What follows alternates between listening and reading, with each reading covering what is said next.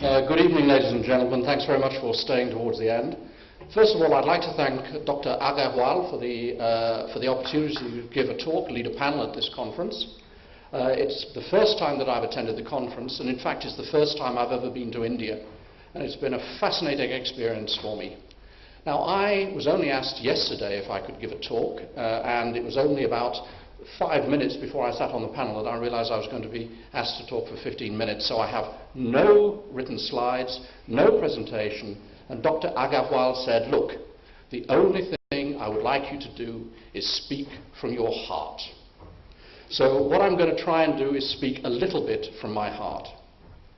This is a bizarre conference. 8 days in a conference? It's complete madness. But what a mistake it would have been for me not to have attended the final day. In the final session this afternoon, there was a fabulous series of talks covering intellectual property inventions, novel methods for them, covering the protection of intellectual property, covering software patents, increasingly important, and finally monetizing intellectual property, given by absolute experts in their subject. So it was 8 days of pain and misery. I've attended nearly every session. Comments were made to me by somebody sitting in the audience here that it was astounding that a person my advanced age could still there be interested in interacting with all of the speakers. And this was an inspiration to us younger members of the IP community. Well, that was a little bit of a backhanded compliment, but nevertheless, why have I been interacting? Why have I been attending all the sessions? It's been 8 days, but there have been 8 days of fabulous talks. So I'd like to thank Dr. Agarwal for setting up this opportunity. Now, intellectual property is a property of the mind. And I know that my mind requires learning, and the conference has certainly provided that. Professionally, I'm working really as an independent consultant. I've had all the problems that was described in the previous talk, in the sense that I have a rather unguided generalist mind. So I've been through a variety of companies in a variety of different ways, and I've always been given the odd jobs that nobody else wanted.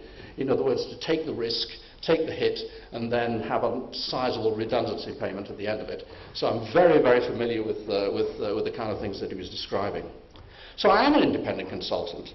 And so when I return and I say to my wife, my enlarged mind, because I've learned so much, I'm also going to be able to say, thankfully, that I've also made a goodly number of contacts which are going to lead to some new businesses, I hope. And on that sense, it's not only enlarged my mind, but the conferences, I think, has also given me a real opportunity to start to learn and to do some new business. I might also say that the personal contacts of everybody that I've been talking to at the conference have been wonderful. I say I'm acting as an independent consultant, really perhaps for the younger members of the audience. I'd just like to say a little bit about what I'm doing, because intellectual property is such a fascinating area to be living in, to be working in.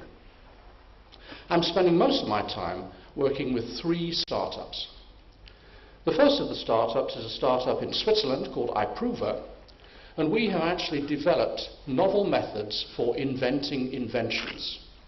This has been developed with the help of 1.8 million Swiss francs from the Swiss Confederation, and what we're trying to do is to develop methods which take out the serendipity, or a large measure of the serendipity associated with generating inventions, and make it a much more of a designed process.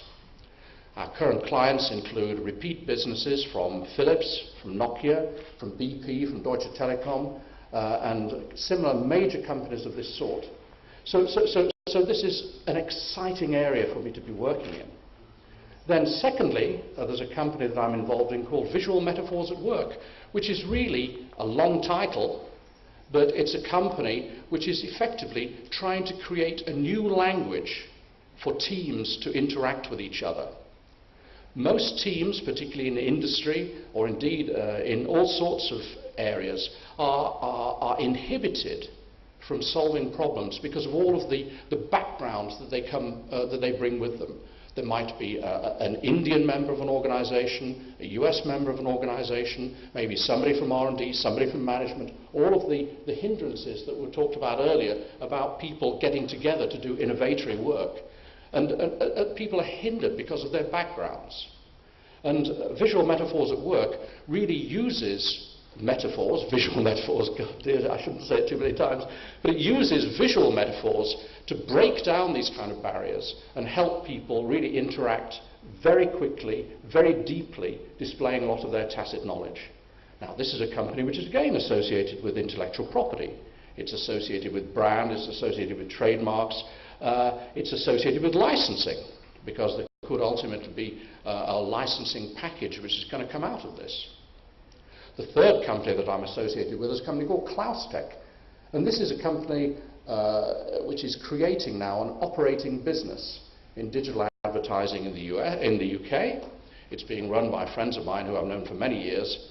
And aside from the questions again of brand and trademark, there's a historical litigation case against Google in the US going on at the same time. So there I am in another startup with a whole variety of different spectrum of activities. My kids, of course, are fed up of hearing about intellectual property. Oh, Daddy's gone away to another international conference. Oh dear, oh dear, oh dear. How are we going to have to hear more about it? One of my sons is a fine artist. Our daughter is a shoe designer. And immediately now they're starting their professional life as independent people.